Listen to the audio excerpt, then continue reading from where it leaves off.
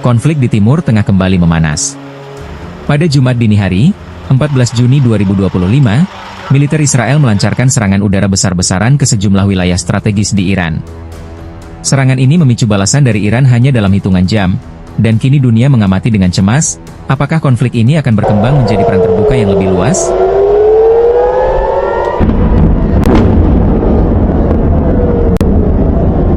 Operasi militer yang dilakukan Israel pada Jumat dini hari dikenal dengan nama sandi Operation Rising Lion.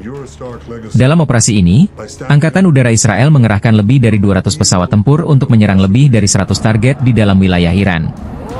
Sasaran utama adalah fasilitas nuklir di Natanz, Fordow, dan Esfahan, serta markas Garda Revolusi Iran atau IRGC.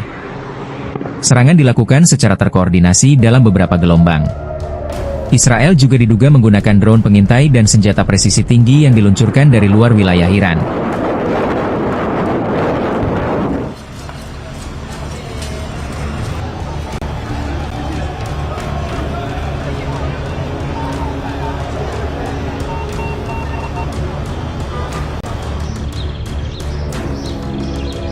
Menurut laporan berbagai media internasional, serangan Israel menewaskan sejumlah pejabat penting Iran, termasuk beberapa komandan tinggi IRGC dan ilmuwan nuklir. Laporan juga menyebutkan lebih dari 70 korban jiwa dari pihak militer dan sipil, serta ratusan lainnya terluka.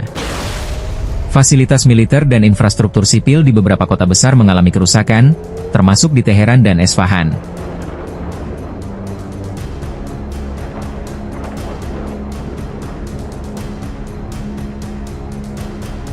Iran merespons dengan cepat. Hanya beberapa jam setelah serangan Israel, Iran meluncurkan serangan balasan menggunakan rudal balistik dan drone. Dalam operasi yang disebut sebagai True Promise 3, Iran menargetkan kota Tel Aviv dan Yerusalem. Lebih dari 150 rudal dan 100 drone dilaporkan ditembakkan ke wilayah Israel. Sejumlah wilayah mengalami kerusakan, dan korban jiwa tercatat di pihak Israel.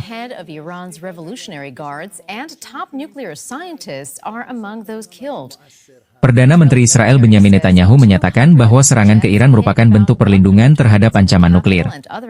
Sementara itu, Menteri Pertahanan Israel mengatakan bahwa jika Iran terus menyerang, maka Teheran akan terbakar. Di pihak Iran, pemerintah menuduh Israel telah melanggar hukum internasional dan berjanji akan membalas secara lebih luas jika agresi terus berlanjut. PBB segera menggelar sidang darurat Dewan Keamanan.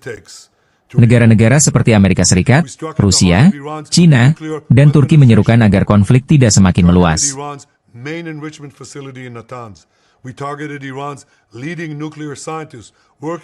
Situasi ini menimbulkan kekhawatiran global. Harga minyak naik tajam di pasar dunia.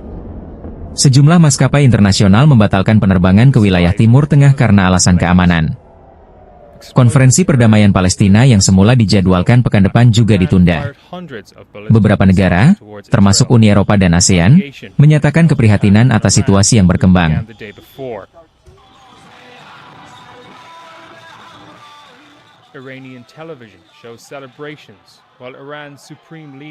Serangan militer langsung antara Israel dan Iran ini merupakan yang pertama kali terjadi secara terbuka dan besar-besaran. Meskipun belum ada pernyataan resmi soal deklarasi perang, ketegangan di Timur Tengah kini berada di titik paling kritis dalam beberapa dekade terakhir. Dunia kini menanti apakah upaya diplomasi dapat meredam konflik, atau justru sebaliknya, kita sedang menyaksikan awal dari eskalasi militer yang lebih luas. By nightfall, attacks on Iran continued, and videos showed the country's air defenses activated once again, as fears grow that a region already very much on edge may be heading to an all-out conflict.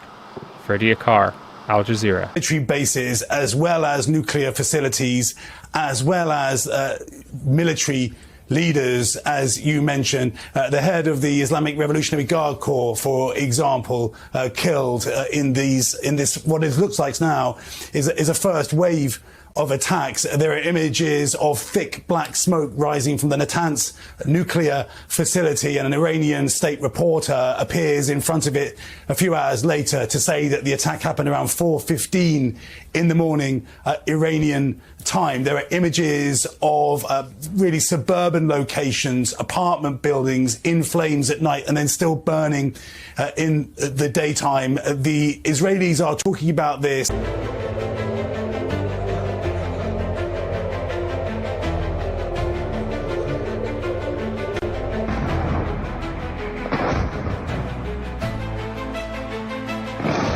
attack on the existential threat from Iran. So implicitly, not simply Iran's nuclear capability, but its entire infrastructure, its entire military infrastructure, its ability to threaten Israel, if you like. As you mentioned, we then got reports just in recent hours of around more than 100 UAVs, drones from Iran heading towards Israel. The Israelis say that they have stopped many of those. It's not clear how many might be still heading Israel's way. They do take some time to arrive there. And then the other aspect of this, of course, is that simply hours before this took place, President Trump was indicating that he still wanted the Iran nuclear issue to be addressed by diplomatic means, while indicating that the US was aware that this strike would take place. He all but urged Israel not to do this.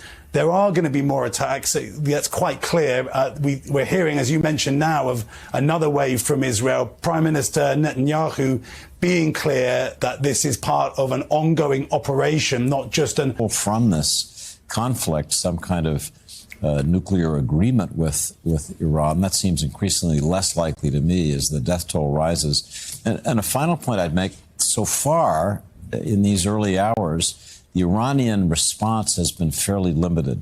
Israel had hoped that its previous attacks had so destroyed Iran's base of air defense and ballistic missiles that its ability to retaliate would be limited. We may be watching that, and as we see 200 Israeli planes go in for what are described as 5 different waves of sorties over Tehran and other cities, it may be that the Iranian